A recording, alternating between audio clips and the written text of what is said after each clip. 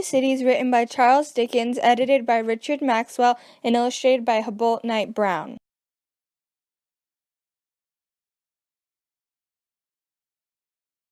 It was the best of times, it was the worst of times. It was the age of wisdom, it was the age of foolishness. It was the epoch of belief, it was the epoch of incredulity. It was the season of light, it was the season of darkness. It was the spring of hope, it was the winter of despair. We had everything before us, we had nothing before us. We're all going direct to heaven, we're all going direct the other way. In short, the period was so far like the present period that some of its noisiest authorities insisted on its being received for good or for evil in the superlative degree of comparison only. Book 1, page 1, The Period.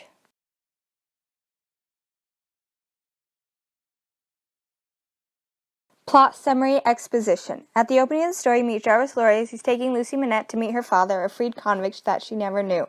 Once they find him, Lucy and Dr. Manette move to England to live a new life. Rising action. You meet Sidney Carton and Charles Darnay. During this time, they both fight for Lucy's affection. Another thing is that French pheasants take over France and destroy the aristocracy. Also, they arrest Darnay for crimes against France. Climax. The climax of the story happens when Darnay has been arrested again. During this time, he finds a letter written by Alexandre Manette that claims he is of French aristocracy. Then he is set to be killed by la guillotine.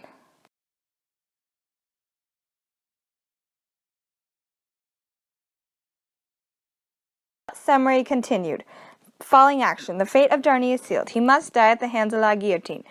During this time, Sidney Carton visits him in his imprisonment, and they swap clothes. Darnay then goes to live with his family. Another thing is Madame Defarge confronts Mrs. Pross. They get into a fight, and Madame Defarge dies. Resolution. Now, I can't tell you the ending, although it is quite a sad and happy scene at the same time, because no spoilers allowed. Setting. The book is set in London and Paris before and during the French Revolution. The story is set in the conditions that led up to the French Revolution and the Reign of Terror.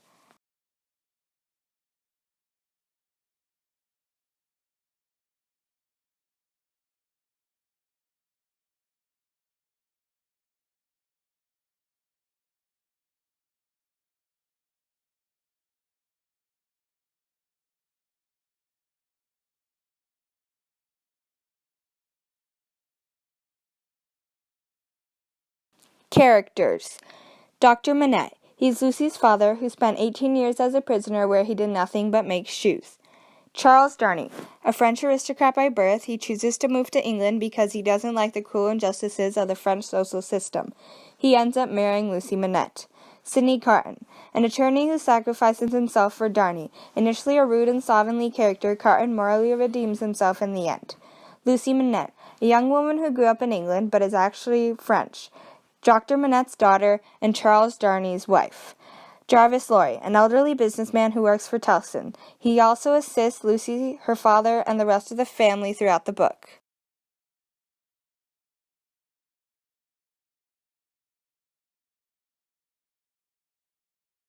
The exemplary quote. I see a beautiful city and a brilliant people rising from this abyss, and in their struggles to be truly free, in their triumphs and defeats through long years to come, I see the evil of this time and of the previous time, of which this is a natural birth, gradually making expiation for itself and wearing out. Book 3, page 389, chapter 15, The Footsteps Die Out Forever. This quote stands out because at the end of the book you tend to like Sidney Carton more than any other character. It's emotional and touching. It also emphasizes the struggle of the French people during and before this time.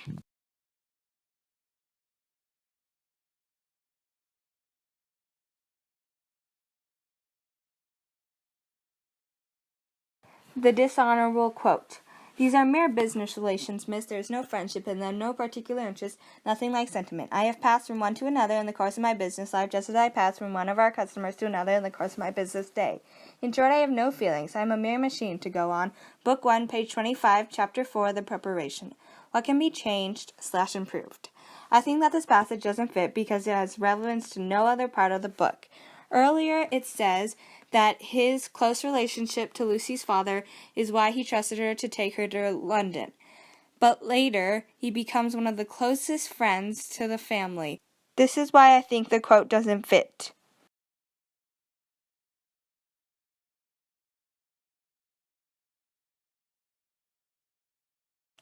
Critics' Corner, foreshadowing. The first topic I chose was foreshadowing. Foreshadowing is the warning of a future event happening in a book or movie. One major part of foreshadowing is very early in the book. In chapter 5 of book 1, they talk about a wine casket falling and breaking on the street. It is described as a brilliant color of red. It was flowing down the streets and was later mixed with the blood of the French. This shows foreshadowing because later in the book during the war, they describe the blood flowing through the streets and creating a river, and is mixed with the blood is the blood of the French. That is my example of foreshadowing.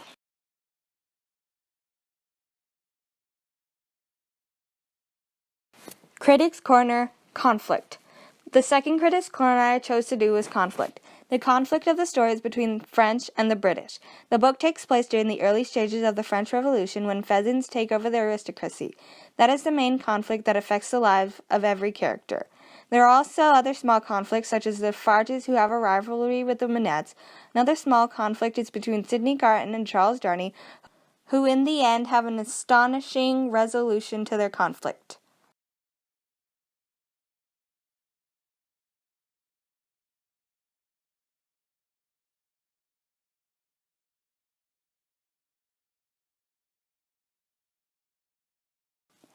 All about Charles Dickens. Charles Dickens was born on February 7, 1812. He was the middle of 7 siblings. When Dickens grew older, he became one of the most powerful and influential author, journalist, illustrator, editor, and social pundit. In his life, Dickens got married to Catherine Dickens, and together they had 10 children. Dickens also wrote many fascinating novels such as Oliver Twist, Great Expectations, A Christmas Carol, Barnaby Rudge, Nicholas Nickleby, David Copperfield, and of course, A Tale of Two Cities. Unfortunately, Dickens died of a stroke on June 9, 1910, at the age of 58.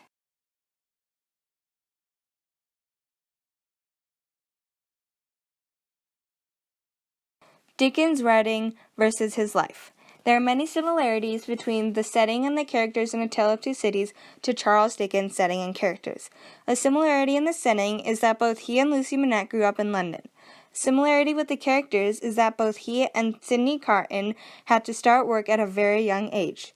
Some differences in the setting are that Dickens was born a few years after the French Revolution ended, while the shadow of la guillotine still haunted France and England during the book.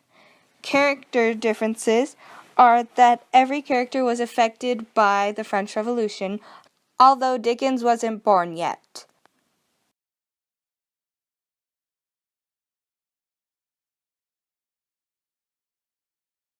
Rating.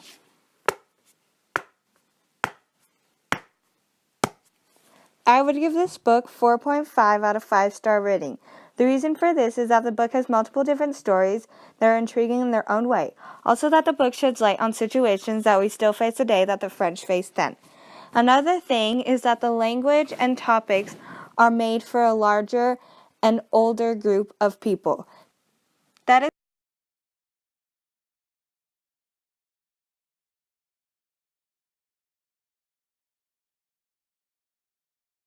Works cited.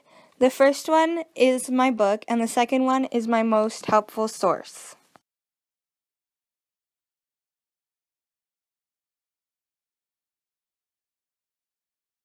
Report by Swetha Iyer.